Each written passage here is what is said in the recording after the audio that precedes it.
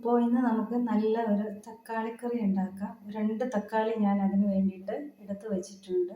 നല്ല അടിപൊളി ഒരു കറിയാണ്. വളരെ ഈസി ആയിട്ട് ഉണ്ടാക്കാൻ പറ്റുന്ന കറിയാണ്. നമുക്ക് ഈ തക്കാളി ആദ്യമായിട്ടൊന്ന് നല്ല കഴുകി വൃത്തിയാക്കി വെച്ചിരിക്കുകയാണ്, ഒന്ന് അരിഞ്ഞെടുക്കാം. തക്കാളി ചെറുതായി അരിഞ്ഞെടുത്തിട്ടുണ്ട്. ഇനി ഇത് നമുക്ക് ഒരു കുക്കറിലിട്ടതിന് ശേഷം ലേശം ഉപ്പ് ചേർത്ത് ഒന്ന് ഒറ്റ വിസിലടിച്ച് എടുക്കാം.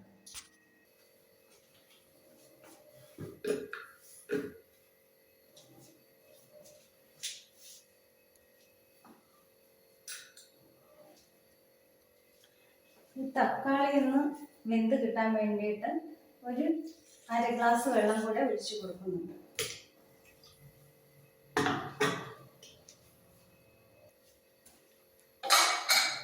വെള്ളം ഒഴിച്ചു കൊടുത്തതിന് ശേഷം നമുക്ക് കുക്കർ അടച്ച് സ്റ്റൗവിലേക്ക് വെക്കാം.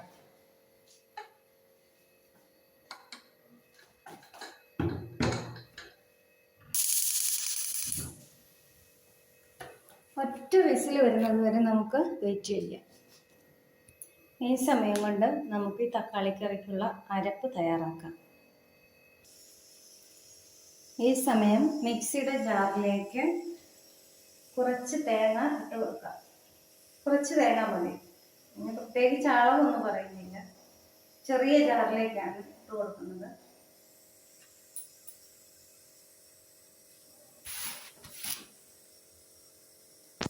ഇതിലേക്ക് ഒരു പച്ചമുളക് ഇട്ട് കൊടുക്കാം. 1/4 ടീസ്പൂൺ മഞ്ഞൾപ്പൊടി,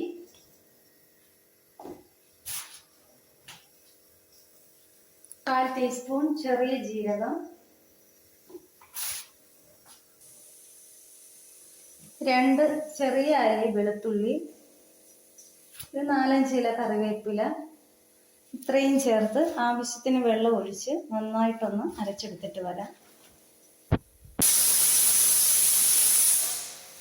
നമ്മുടെ കുക്കർ വിസിൽ വന്നിട്ടുണ്ട്. കുക്കറൊക്കെ ഓഫ് ചെയ്ത് വെക്കാം.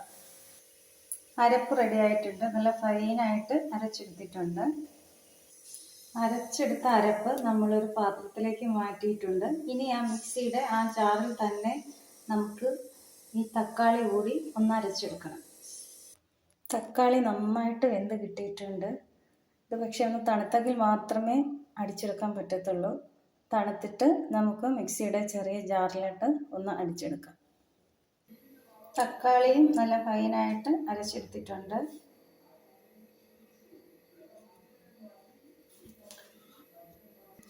ഈ തക്കാളി അരച്ചെടുത്തത് നമുക്ക് ഈ നേരത്തെ അരച്ചു വെച്ചിട്ടുള്ള തേങ്ങ അരപ്പിലോട്ട് ചേർത്ത് കൊടുക്കാം. കുറച്ച് വെള്ളം കൂടി ഈ മിക്സിയുടെ ജാറ് കഴുകി അതിലേക്ക് ഒഴിക്കാം.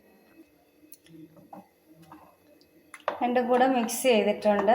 ഇനി ഞാൻ ഈ പാത്രത്തിൽ വെച്ച് തന്നെയാണ് ഇതൊന്ന് ചൂടാക്കി എടുക്കുന്നത്. തിളയ്ക്കാൻ പാടില്ല. ഒന്ന് ചൂടായി ഇതിൻ്റെ മുകളിലൂടെ ആവി വരുന്ന സമയത്ത് നമുക്ക് ഓഫ് ചെയ്യാം.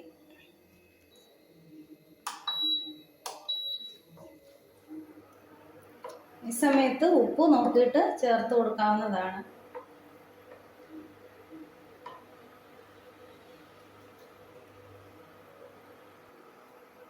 ഞാൻ കുറച്ച് ഉപ്പ് ചേർത്ത് കൊടുത്തിട്ടുണ്ട്. നമ്മൾ തക്കാളി വേവിക്കുന്ന സമയത്ത് ഉപ്പ് ചേർത്ത് കൊടുത്തിട്ടുണ്ടായിരുന്നു.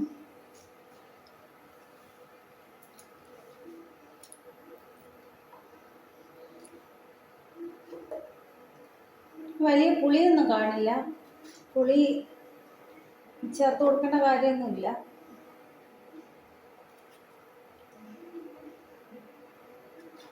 പുളി ചേർത്ത് കൊടുത്തു കഴിഞ്ഞാൽ പിന്നെ ഇതിൻ്റെ ടേസ്റ്റ് അങ്ങ് മാറും. ഈ ഒരു ടേസ്റ്റ് കിട്ടില്ല.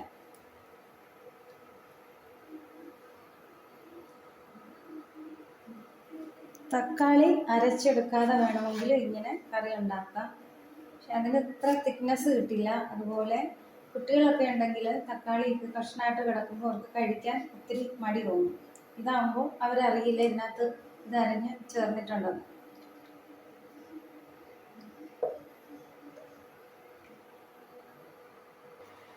ആവി നന്നായിട്ട് വന്നിട്ടുണ്ട്. നമുക്ക് ഇൻഡക്ഷൻ കുക്കർ ഓഫ് ചെയ്യാം.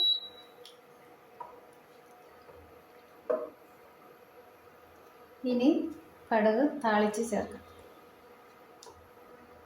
കടുക് വറക്കാനായിട്ട് ഒരു കുഞ്ഞ് പാൻ സ്റ്റൗവിലേക്ക് വെച്ചിട്ടുണ്ട്. ഞാൻ കടുക് വറക്കുന്ന പാത്രമാണിത്.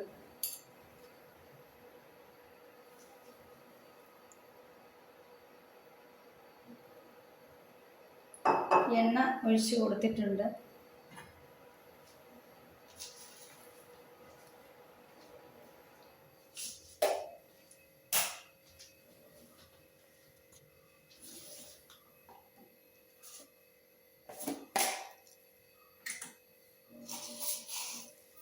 എണ്ണ ചൂടായി വന്നിട്ടുണ്ട്. ഇതിലേക്ക് നമുക്ക് കുറച്ച് കടുക് ഇട്ട് കൊടുക്കാം. 1/2 ടീസ്പൂണൊക്കെ ഇട്ട് കൊടുത്താൽ മതി.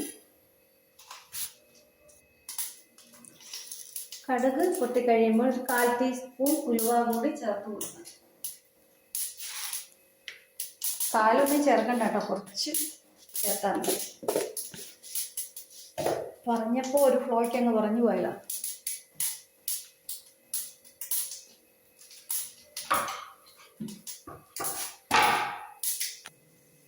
കടുക് ഉലുവായും ഒക്കെ പൊട്ടിക്കഴിയുമ്പോൾ ഇതിലേക്ക് കുറച്ച് ഇഞ്ചിയും വെളുത്തുള്ളിയും കൂടെ ചതച്ചതാണ് കേട്ടോ, അത് ഇതിലേക്ക് ചേർത്ത് കൊടുക്കാം.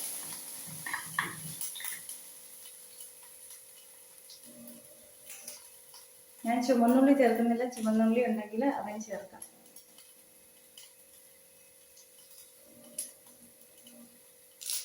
ഒരു 2 കറിവേപ്പില കൂടി ചേർത്ത് കൊടുക്കാം.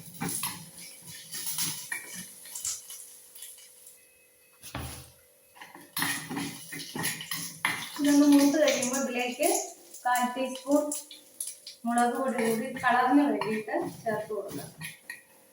പച്ചമുളക് അരച്ചിട്ടുണ്ട്, അതുകൊണ്ട് കുറച്ച് മുളക് പൊടിയെ ചേർക്കാവൂ.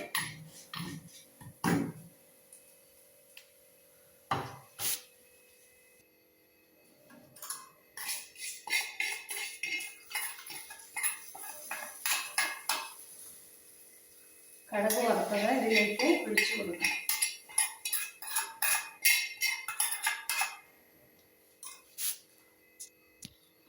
അപ്പോൾ നമ്മുടെ തക്കാളിക്കറി ഇവിടെ റെഡി ആയിട്ടുണ്ട്. നല്ല അടിപൊളി തക്കാളിക്കറിയാണ്. ഇതെല്ലാവരും വീട്ടിലൊന്ന് ട്രൈ ചെയ്ത് നോക്കണം. നല്ല ടേസ്റ്റാണ്, ചോറിൻ്റെ കൂടെ കഴിക്കാൻ അടിപൊളി കറിയാണ്. അപ്പം ഈ വീഡിയോ ഇഷ്ടപ്പെട്ടെങ്കിൽ എല്ലാവരും ലൈക്ക് ചെയ്യണം, ഷെയർ ചെയ്യണം, കമൻറ്റ് ചെയ്യണം. അടുത്ത നല്ല ഒരു വീഡിയോയുമായി ഉടനെ വരുന്നതായിരിക്കും. Thank you.